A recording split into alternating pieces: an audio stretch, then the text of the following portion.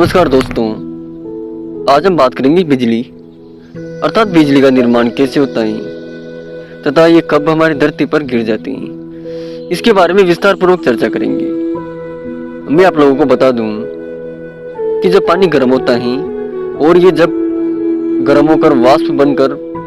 ऊपर उठता है तो ऊपर जाने के बाद ये ठंडा हो जाता है अर्थात ये बर्फ की चादरों में परिवर्तित हो जाता है और ऐसी बहुत सारी बर्फ की चादरें हवा में तैरती रहती हैं। जब ये तैरती हैं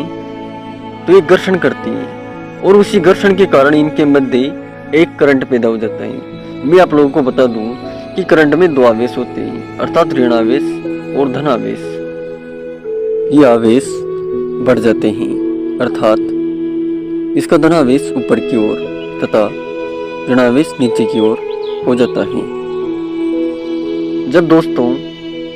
बारिश होती है तो ऊपर बिजली चमकती है और नीचे अर्थात धरातल पर हवाएं चलती हैं और जब इन हवाओं के कारण हमारे धरातल में जब घर्षण पैदा होता है तो हमारे धरातल में भी दोस्तों एक करंट पैदा होता है और उस करंट का धनावेश ऊपर की तरफ और ऋणावेश नीचे अर्थात ऋणावेश धरती में समा जाता है जबकि धनावेश हमारी सतह पर बना रहता है।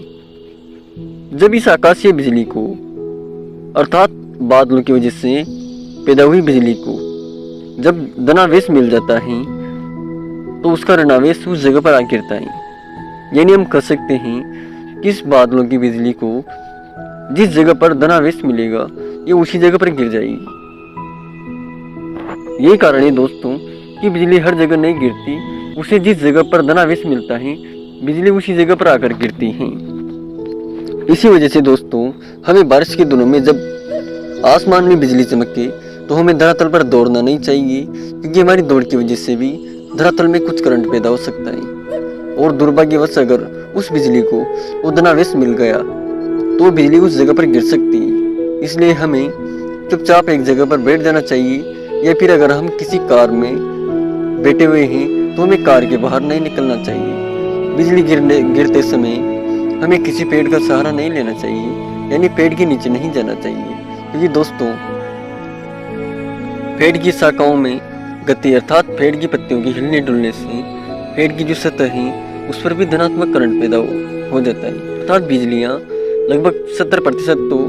किसी न किसी पेड़ों के ऊपर ही गिरती हैं। अगर आप बिजली की ताकत को देखें तो बिजली जिस जगह पर गिरती है अर्थात बिजली का तापमान लगभग 27,000 डिग्री सेंटीग्रेड होता है। मैं आप लोगों को बता दूं कि सूर्य की जो ऊपरी सतह उसका तापमान लगभग 6,000 डिग्री सेंटीग्रेड है जबकि दोस्तों बिजली का तापमान 27,000 डिग्री सेंटीग्रेड है। इसके बाद में अगर हम इसके करंट की बात करें तो इसमें लगभग 10 करोड़ वोल्ट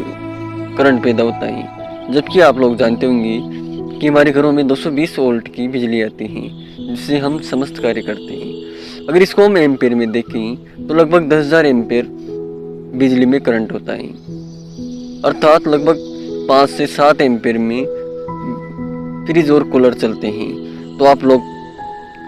अनुमान लगा सकते हैं कि आखिर बिजली में कितनी ताकत है। मैं आप लोगों को बता दूं कि बिजली से बचने के लिए महान वैज्ञानिक बेंजामिन फ्रैंकलिन ने तड़ित चालक बनाया अर्थात एक ऐसी युक्ति थी जिससे आसमान का समस्त करंट तुरंत धरती में पहुंच जाता था अर्थात दुनिया के जितने भी मंदिर या फिर जितने भी मूर्तियां बनी हुई हैं उनमें ये तड़ित चालक लगा रहता है या फिर जितनी भी बड़ी बड़ी इमारतें हैं उनमें ये तड़ित चालक लगा रहता है कि जब तड़ित चालक में बिजली गिरती है तड़ित चालक उस बिजली को तुरंत धरती में प्रवेश करवा देता है और जिससे उसके आसपास के क्षेत्र में कोई भी नुकसान नहीं होता। अगर हम बात करें कि बिजली में इतनी आवाज़ पैदा कैसे होती है तो दोस्तों आप लोगों ने देखा होगा कि जब हम किसी गर्म सरिये को या फिर किसी गर्म वस्तु को किसी ठंडी वस्तु में प्रवेश करवाते हैं या फिर किसी गर्म सरिये को जब जल में डालते हैं तो बहुत बड़ी मात्रा में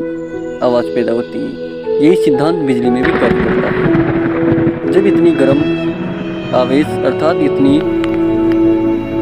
गर्मी की बिजली जब ठंडी वायु में प्रवेश करती है तो बहुत बड़ी मात्रा में ध्वनि पैदा होती है और यही कारण है